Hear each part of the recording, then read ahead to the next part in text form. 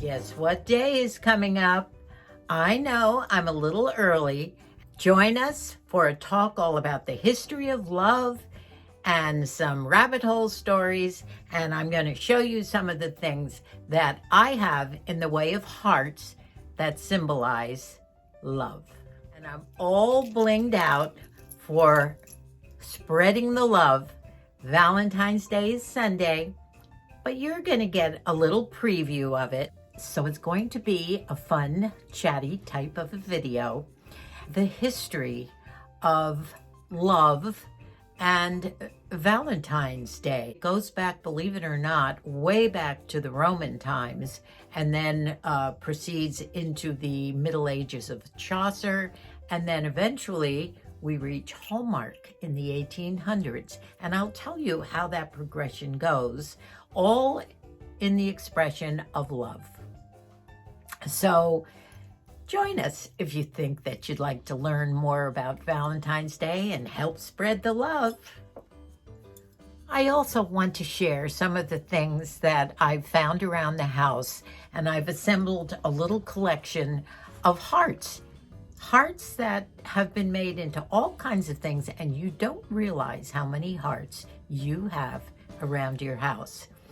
I've also been talking about some clothes and some makeup brushes for 2 videos now, and my videos have run so long.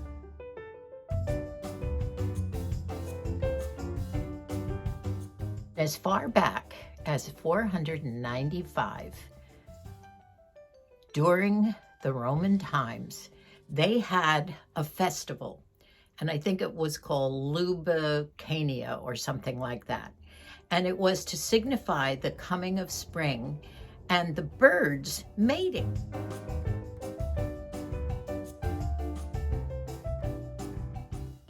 And that is the beginning of the mention of love, evidently, the birds, the lovebirds. Then in 1395, the famous English poet Geoffrey Chaucer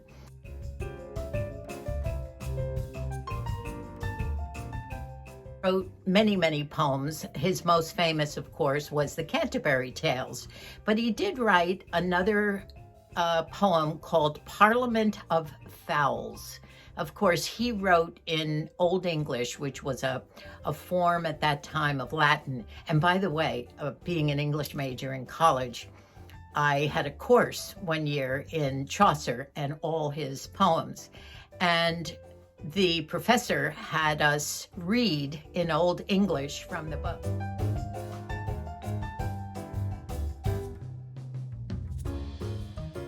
And I was the best Chaucer reader in the whole classroom. And I can still remember the general prologue of the Canterbury Tales. And Canterbury Tales was a poem that was it was based on a true thing where several people met in a pub and decided they were going to travel from London to Canterbury to see the shrine of Thomas Becket. And there was everything from a pub master and a miller and a baker and a shoemaker, all kinds of a knight. There was a woman, a priest, and they all had their tales. And Canterbury Tales is is just compiled of all these little poems that each one had about their life. And the general prologue went like this. I mean, I can still remember it. One that April with the shore sota, the drought of March had pierced to the rota, and bathed every vine in sweet liquor. Now that's in that Germanic. And I think I got an A in that course only because I was probably the only one who could decipher the Olde English and read it. And his poems were originally written in that. Anyway, sorry to digress. Another rabbit hole. So to continue with the history of Valentine's Day, so we had Chaucer, who did the poem that he started off as an ode to Valentine's Day, which he must have come up with the name. I'm not quite sure about that. But then in I think the beginning of the 1800s or mid 1800s, Hallmark, believe it or not, was the first company to make a Valentine's card. And many of them were made with lace, beautiful lace, and red hearts. They were made with fabric, and Cupids, of course, played a big role in the Valentine's Day cards. And I remember when we lived in Scotland and Debbie and Margie and Matt and Billy were little guys, they made their own Valentines in school. And they made them with pieces of, you know, those lace table mats made of paper, and they would put hearts and things on them, and I would buy the red paper, the construction paper, and we had so much fun with them. And I even remember as a child Valentines being distributed in the classroom. So Valentine's Day goes way, way back, and the love that is so prominent on that one day should be like that every day of the year, shouldn't it? So that's the story of Valentine's Day. See all these little things that Valentine's Day means to you. Do you remember your days in grade school when all the Valentines were distributed? Remember when your daddy would come home with little boxes of candy for the family? It's a day full of love, not just romantic love, but sharing the love with human mankind and pets. When you think of Valentine's Day, what do you think of? Hearts, right? And as you can see, I've kind of tried to heart myself out. Now, our children, and I can't even remember, all I know is that Colleen probably was about 9 or 10 when the kids all chipped in their money and bought this set of the prettiest necklace, and I wear it on Valentine's Day. All hearts, came with the earrings, and also a bracelet that I can't get on now because I can't hook my own bracelet, but it's also all the hearts. And I think they paid something like $60 or $70 for it then. Colleen is now mid-40s and she was 10 then. But I've treasured that and always bring that out on Valentine's Day. And a funny story, kind of a rabbit hole story. Shortly after the children gave me this, years and years ago, I went to a greet and meet thing down in Orange County to meet a gal by the name of Mary Engelbrecht. And now, those of you who are my age, you might remember her. She was a gal that dressed in Southwestern all the time, always had great big Southwestern jewelry on, and she wrote books, and she was also on television, I believe. And she did write this wonderful big tabletop colored book that was all about hearts. And it had, it was jewelry, and it was other things besides jewelry. And when we went down there, the symposium was just filled with people, but you would stand in line, you get to meet her, and we did buy the book, and she would autograph it. And when Colleen wore this necklace that day, she was, as I say, about 10, and Mary looked at her when it was our turn and we got up to meet her. She looked at Colleen and she said, "Ah, oh, I love that necklace." And Colleen told the story about how it was her mommy's and all the children gave it to her. I'm going to try and sit up a little bit higher as I talk. You can see this. And she said, "Colleen, if I had only met you when I was doing my book, I would have put your picture and that beautiful necklace in my book." So if any of you have that tabletop beautiful colored book of Mary Engelbrecht, look her up. She also did a lot of unusual, she was an artist and could draw beautiful things too. Very interesting gal. Don't know what happened to all these people from our midlife or youth, but she was a fascinating woman. But I did happen to dig up, when you think of Valentine's Day, you think of love. Not necessarily romantic love, but I know every year I get Valentines from my brothers, and I love you, and I love our pets, and I love my children. So it's not, and of course Moose. So it's not just romantic love. It's affection. It's an emotion. Love is an emotion that can bring all sorts of things up from the heart. And the color red, by the way, do you notice my roses? They're not real, but they do make a pretty bouquet. And I dug out all my red Christmas candles to put up for Valentine's Day. And the color is the color of your heart, and that's the traditional color of Valentine's Day. Now, I went through my house just quickly yesterday to dig up things that were significantly hearts. This beautiful hand-carved, I think I got this from Mikey's wife, Sabrina, for Christmas. A beautiful little bowl to put your rings in. A heart. I've been wearing this and holding this in my hand. My Margie does resin work. As you know, I've shown you some of her beautiful resin work. And this chubby heart, it's a nice chubby heart. I wear this a lot. I have everything around the house that I dug up. Look at the heart frame with the little cherubs. Now that's Mikey and Colleen when they were very little. But it's so funny, the things that you'll find if you go around your house that signify love. Look at this pin that I have, a beautiful pin that was made when we had Romancing the Home.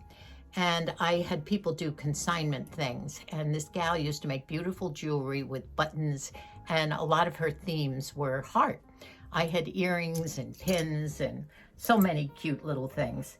Here is a cup that Moosey had made for me years and years ago when we were in London on a holiday. And here we are in the Duke's Hotel in the tub having a big bubble bath. And the picture he had put on this cute cup. And that was a Valentine's present.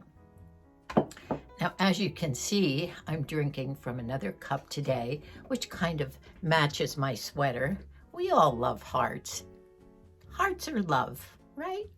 What else did I find? Oh, of course, my glasses. Now, I did pick up a lot of these at Walmart for Christmas presents for all our little grandkids. They loved them, and they were on sale for like $1.50. They might even still have them. They're kind of rosy colored sunglasses, but they are cute, aren't they? What else did I pick up? Of course, I showed you the candy. There's, in the stores right now, there's all kinds of candy and hearts. Even heart-shaped cookies that you can decorate yourself. What else did I find around the house? Well, it goes on and on. See these clothes hanging up here? Well, you can't see them really. I have had these since before Christmas, and some were gifts at Christmas. One is a beautiful lounge suit or workout suit, really, a velour gray that Debbie gave me for Christmas. And do you remember the shoes that Debbie also gave me, the blingy tennis shoes? Well, she bought that for me because she thought it would go nicely with these shoes. So I will model that, not today, but another time, because I'm afraid I'm going to get a call from the brake man at Midas. My brakes are getting fixed right now. But I have that, and I have some beautiful other fancy shoes that I never got to wear at Christmas. So some of these clothes are so great, but we haven't had a chance to wear them. Some things that I picked up on eBay a couple of weeks ago when the weather was nice and cool. Now our days are 80 right now. We're out in the garden, but it'll get cool again. These are Southwestern inspired, and I have 2 jackets that I'm thrilled with. They're beautiful, and as you know, I love my Southwestern turquoise and silver jewelry, and I wanted a nice jacket to wear with maybe a pair of jeans or something, and that would complement the Southwestern jewelry. COVID has kind of messed up the old-fashioned thing a little bit, hasn't it? But I do want to share my sweater, my Valentine sweater, that I did pick up at Walmart last week. And I will put the information in the description box below. But it's a nice sweater, and I believe it's a time and true. did have it in a light gray with pretty hearts on it too. So we have always celebrated Valentine's Day. When all my daughters and sons were little, I used to put little tiny nail polish hearts on their cheek. And do you know they did that for years? They've done it since they've been married with their own children, and their little daughters all go to school with little tiny nail polish heart on their cheek. Some traditions never die, I think, especially in our family. The brushes that I have, you're going to love. One is a convertible brush that is a 4-in-1. I bought one for my Margie. Her birthday is the day before Valentine's Day, and that hasn't come in the mail yet. I bought 2 of them, one for me and one for Margie, and they're the type you can keep in your purse, and you've got all these different brushes in one. Good for makeup on the go. You know, so far as some of these clothes that I've talked about, some of them are cute outfits, and I decided the only way to really show you these would be to model them. And since the weather has been so beautiful outside, maybe in the next video I'll be able to go out, hopefully if the weather's still good, and model them outside somewhere. So that's kind of it with the clothes. I haven't really done any shopping at all. Moose and I have been hunkering down here, enjoying our little cottage and the simple things of life.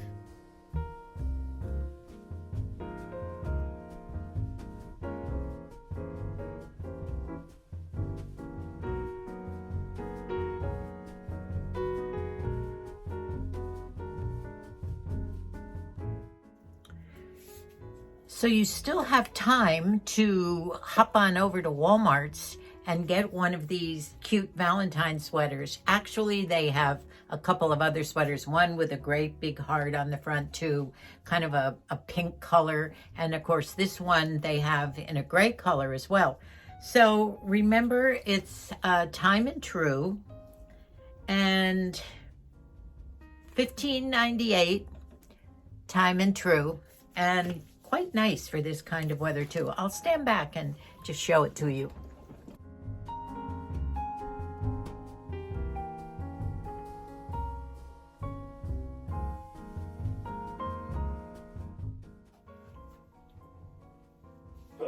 Comes down nice and low. And I just love the tiny hearts. I did, the sleeves are nice and long. I did roll them up on both sides.